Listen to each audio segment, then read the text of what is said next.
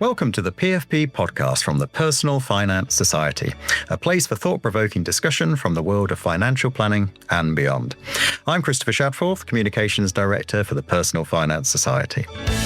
On this podcast, I'm joined by Carla Brown, President of the PFS and Personal Finance Society Board Chair. Thank you for joining me today, Carla. You're very welcome. Thank you for inviting me back. Well, you've been on twice before, and I have to say that the two times you've been on before have been some of our most listened to podcasts. So thank you ever so much for being here. That's always good. Now we're into 2026, and I think possibly the first thing to do is just take a look back at 2025. And it was a really terrific year in so many ways. But I wonder if you could tell us, what three words you might associate with 2025 and why? Okay. Well, my three words are foundational, outward facing, which is hyphenated, so it's one word, and hopeful. So I'm not cheating at all there. It is three words. But I'd say foundational, because we spent a lot of time, particularly at board level, really going back to basics and thinking, right, okay, how do we make this work and how do we make it work better? So we've put a lot of building blocks in place in 2025 that we're really going to see start to come to fruition over the coming years. So that was a really good start. So that's around governance. It's around, clarity of direction. It's around the membership. And decisions that are going to really impact the profession for years to come. So lots of work has been done there. I say outward facing because I think we've been a lot more visible. Certainly as a board, we've tried to be more visible. We've attended more events, more membership events, and really trying to make us more open to conversation with our members and show that we really are listening. But also not just with the membership, but also outward as well. So engaging more with policymakers and sort of taking that thought leadership step forwards. And then hopeful, because I think despite all the challenges that our profession faces and has faced, I genuinely feel optimistic about the next generation of advisors coming through and about the future of the profession. I think we're in a really great space. I've certainly felt, particularly towards the second half of this year, sort of a renewed sense of enthusiasm across the profession. So I'm hopeful that's going to carry forwards. I mean, you've certainly been out and about personally, haven't you? It's been a very busy year. You did so many events. And you and I had a conversation at one point, and I was saying, I don't know how you managed to fit it all in. I mean, how did you find that? I mean, you clearly enjoy getting out and about and talking to members, don't you? I do. I love it. I love, getting out there and just listening to what our membership are saying and what they want more of from us, what we're doing well. It's really good to get that sort of on the ground feedback. How do I fit it in? I've got no idea. I think my family have forgotten who I am. You say you've got a great team, haven't you, back at the office? I have got a great team back at the office, yeah. And without them, I wouldn't be able to spend as much time on this as I do. So, yeah, I've got to be really grateful to them. Well, what about some of your personal highlights from 2025 then? I mean, there some of them stand out. I mean, we had some great opportunities later in the year, didn't we, with the likes of Kate Gannon being on ITV1's The Martin Lewis Show. You were on Money Box, you wrote for The Guardian.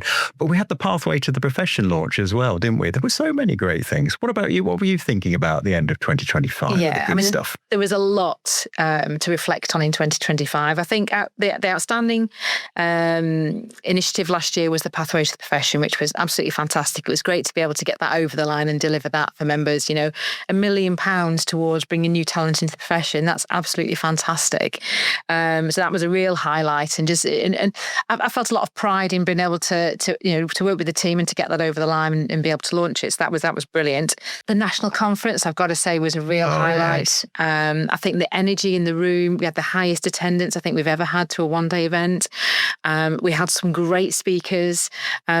Obviously, for me, as a football fan, being able to interview Beth Mead and Lucy Bronze on stage at the end of the day was absolutely fantastic. I thought there was some great content there.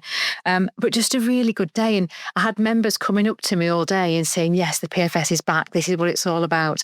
And that was a real sense of achievement. It was a really big audience as well, wasn't it? I mean, we said it was the biggest financial planning event of the year, and 2,000 people there hearing from such a range of great speakers. Who was your favourite out of interest? Did you have one, or is it something you'd prefer to keep? I think they were all really good speakers. I think I particularly liked, as well as the footballers, Jeff Ram.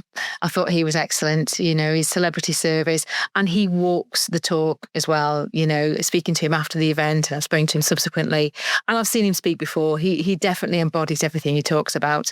And I think that's the thing, you can have great speakers up there, but you want to know they're authentic and they're actually delivering what they talk about, and he really is.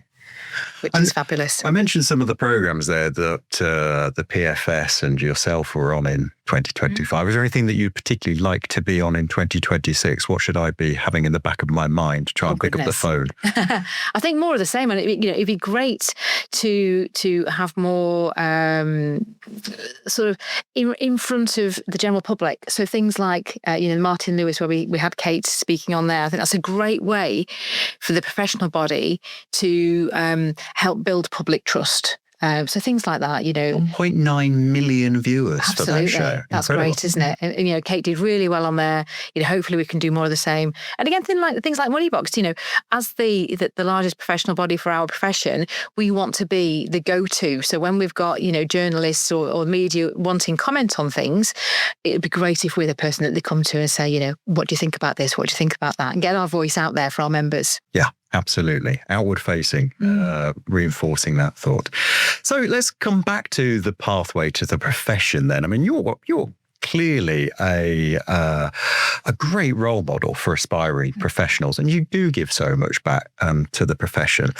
If a young person was listening today and they were considering a career of financial advice, what advice would you be giving them?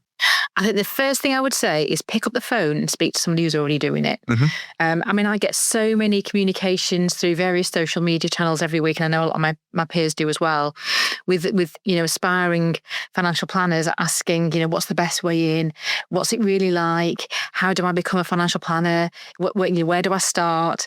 But just by picking up and having those conversations, come along to one of our conferences. We had a number of aspiring financial planners at the conference last year. But just start talking, start those conversations. There's a lot of businesses like mine that will happily take people in for work experience. We hardly ever turn anybody down for work experience unless it's tax year end when it's all a bit manic. But we have lots of students who come in throughout the year for a week's work experience. Look at apprenticeships, look at internships, and just sort of immerse yourself in the world of financial planning.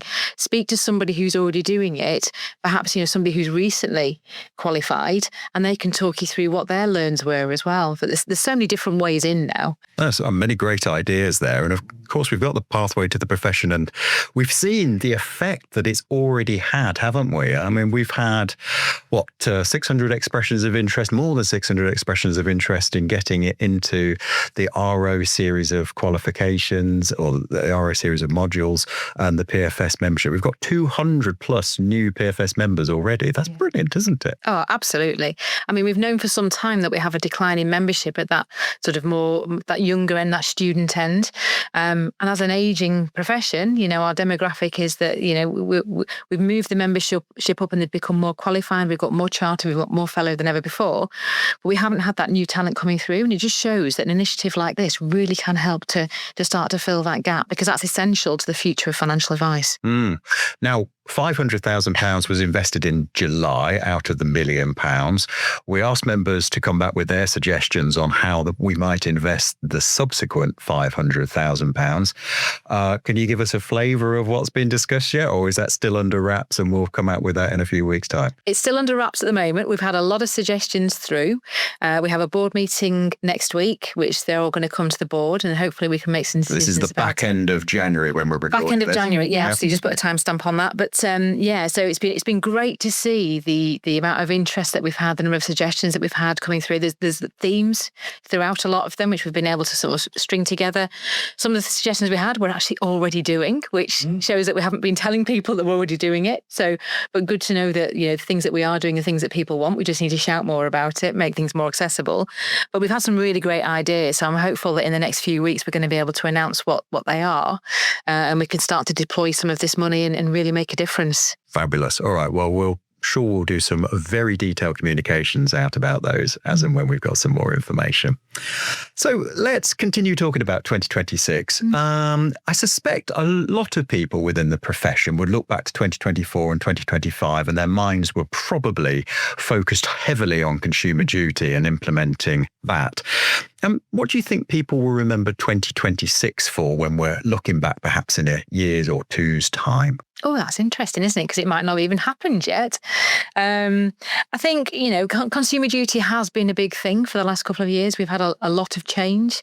What's interesting is that the regulator, the FCA, coming out and saying that they recognise there's been a lot of change and they'd like to kind of pause the change for a period of time. So hopefully they follow through on that.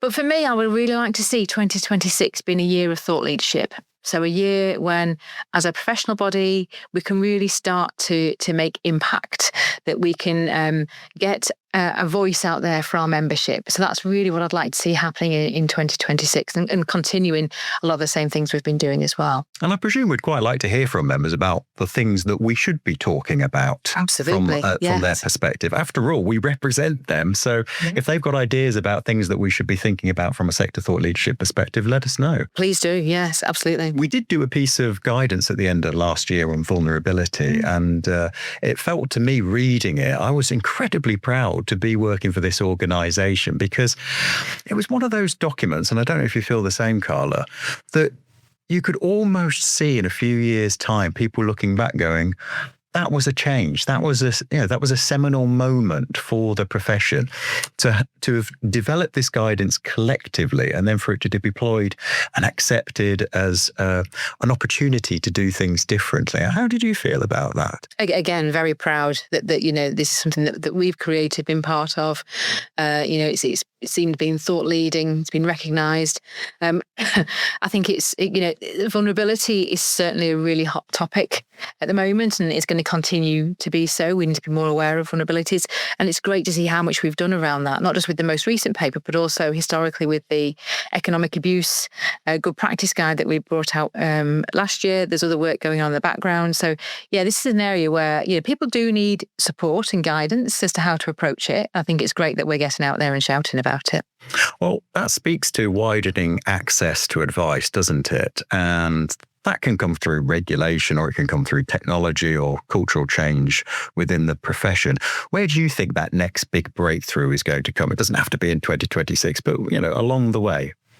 I think it's actually where all three of those, so technology, regulation and culture, all align. I think it's going to be sort of a combination of all three that's going to make a real difference, because obviously, technology can reduce cost, it can reduce friction, regulation can increase confidence, and then you've got culture, and it's about that change in culture and it becoming a more human profession, which is where the technology can't obviously add any value.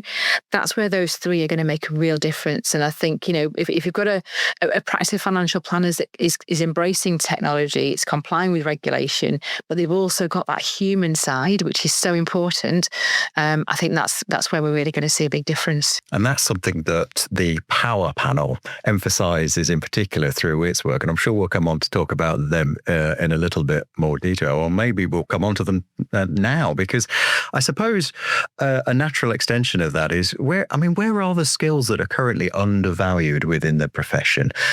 I mean, you can think about possibly the way in which an advisor interacts with people from so many different dimensions, but you see this on a day-to-day basis, and you talk very much with other practitioners. What are they saying in terms of those undervalued skills? I think it's really interesting, isn't it? We have a great qualifications framework, and all the regulation that goes around that, which is absolutely fantastic. So you have people who are technically very, very competent to do their job. They've got all the technical qualifications. They've got the badge that says they can advise. They've got their SPS. But where people sometimes don't have experience is in those more human skills. So it's actually having good conversations. It's asking the right questions. It's knowing how to delve that little bit deeper. It's thinking beyond products. It's about actual planning with a client and thinking about what their life's going to look like further down the line. It's about delivering amazing client outcomes. And these are the things that I think are really important in the financial planning profession. And unfortunately, at the moment, the technical qualifications don't teach those and don't necessarily cover those. So, it's looking at other areas where we can sort of empower people with those skills. And through Power, which is all practitioner-led. So it's content by practitioners for practitioners. It's people who are doing the day job. We've got an amazing suite of material which is there to help people develop those more human skills. There's more than 400 webinars now, aren't there? Or 400 pieces of content. Absolutely. I mean, 44 webinars just last year. So absolutely rich set of content. It is. And we've got a meeting later on today planning for 2026 and beyond. So, it's always evolving. We're always thinking of things we can do differently. And, it has changed over the last 5, 6, 7, 8 years in terms of the content that we're putting out there, because demand has changed. We need to look at ways in which we develop the content and put the content out there as well, thinking about, can we do things slightly differently? But yeah, there's such an amazing, rich source of material there that, I'm always encouraging people to go and take a look at it, because it's the stuff that they don't teach you in the exams, but it's the stuff that will make you an amazing financial planner. It's got to be the combination of the both. Definitely. And why do you think, it's an interesting observation, isn't it, that for a period of time it was felt you could possibly get by on being a technically competent individual. When you were going through, you're now chair of the Power Panel. You've been chair of the Power Panel for some time now. In fact, it was another one of your hats. You do so much. So in terms of the combination of technical competence and developing these rich human skills as well, it feels slightly bizarre looking back going, the profession was able to get by in some sense without having those human skills before. Yeah. And I think, you can be a perfectly compliant financial advisor just having your technical qualifications. Certainly, when I was coming up through the profession, my objective was to get as qualified as I could and take as many exams as I could, which gave me more confidence. And I thought it would give clients more confidence in my abilities as well. So I'm certainly not doing down the qualifications. Yeah, they are essential. And there's some very technically competent, amazing financial advisors out there. I think where we can add the value and where we can do more than perhaps AI can or more than technology can is around having those more human conversations, those human skills. It's the empathy, it's the care, it's the desire to do the right thing by your client. It's all of those things that come together alongside the technical competence. Was there a particular moment or experience then in your career where you were sat with a client and you felt as if you didn't know quite how to approach the conversation, or they'd said something to you and you were uncertain as to which way to go? Gosh, yeah. There's been lots of those times over the years where clients will suddenly throw a curveball into the conversation and you've gone into a meeting thinking it's going to go one way and they'll say something that goes a completely different way. I think what I've learned over the years is I think the younger me would have, the client would have said something and it may have thrown me, and I probably have tried to cover that it's thrown me, and I would have just gone along with the client. Whereas I say to clients now, when I first meet them, my job is to challenge your way of thinking. I'm not here to take orders. I'm not here just to carry out instructions. My job is to work with you collaboratively to build a financial plan that's going to see you through the rest of your life, etc. But my job is to challenge you in a friendly way. And, I ask a lot of questions and this is why. And so it's really positioning that with the client at outset. So now with the experience that I've now got, if a client throws a curveball, I probably want to find out why, what's changed. And I'd grill them a lot more as to, what's making you think that way, what's driving that decision. Why do you think that? So really having that confidence in my own abilities now, which I perhaps didn't have as a younger advisor, to throw the challenge back. Brilliant. And we're going to be doing a whole lot of content for Power over the course of the next 12 months. We've got some great ideas that, as you've suggested earlier, we're going to be discussing this afternoon. So watch this space for that content coming through. We've talked about that human side. We've talked about some of the technical matters as well. Actually, one of the exciting things early in this new year is we're going to be launching a new PFP website.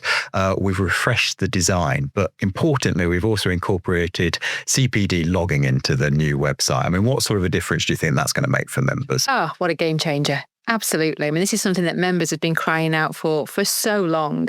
It's so time consuming, manually logging all your CPD. So this is going to be a big change, I think, and will be very welcomed by the membership. If like me, they tend to save it all in a folder, then manically try to do it all at the end of the year, having it logged as it goes along, whilst it's fresh, etc.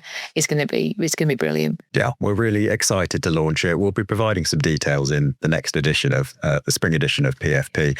So look out for more details there. We'll also contact all members about that as well to ensure everybody understands how to do it, what the mechanism can achieve for them. Just looping back slightly, if we think, and we've put out an invitation to people to suggest ideas for, some of the content we might produce in 2026. I mean, we can do that from a power perspective. We can do that from a PFP perspective. We can do that from a podcast perspective as well, can't we? And actually, we've had great success in the last couple of years with the Women and Wealth series that we've put on. And those that contributed have just been absolutely phenomenal. We want to say another thank you to everybody who's been involved in those episodes. It's been tremendous. But we'd quite like to have some new guests on the Women and Wealth series. We'd quite like to have some additional hosts for the Women and Wealth series as well. And we're also thinking about doing a series on AI.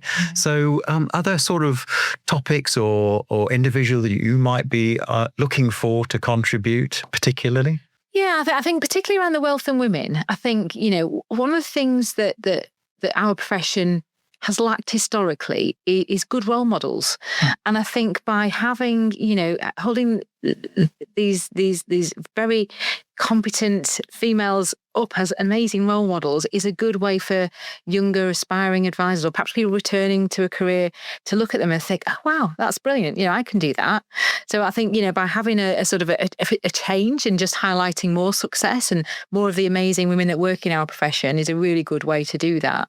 And I think AI, there's got to be lots of people out there who are, doing a lot of research or using AI who can share their expertise. So yeah, I think, PFS is a community. It's about membership all working together and sharing best practice. So, we want to hear from people who are doing something well. Come and tell us about it. Absolutely brilliant. Do send us in your suggestions. We'll put something in the show notes at the end of this podcast on where you can do that. Now, thinking through the rest of the year, I mean, are there any other priorities in 2026 that you're particularly keen to pursue as well? Yes, I mean, we've got the Festival of Financial Planning later this year, which is going to be amazing. So that's the 2-day festival back in Birmingham. So really looking forward to that. There's a lot of work going on in the background at the moment. We're in talks with various potential keynotes at the moment. The ones I've spoken to, I know will be absolutely fantastic. Oh, you can't reveal anything today? Can't reveal anything at the moment, but watch this space. There's some really good presenters heading our way. We're also looking at doing things a little bit differently as well, getting more interaction with the membership. So watch this space. There'll be more coming out about that very soon.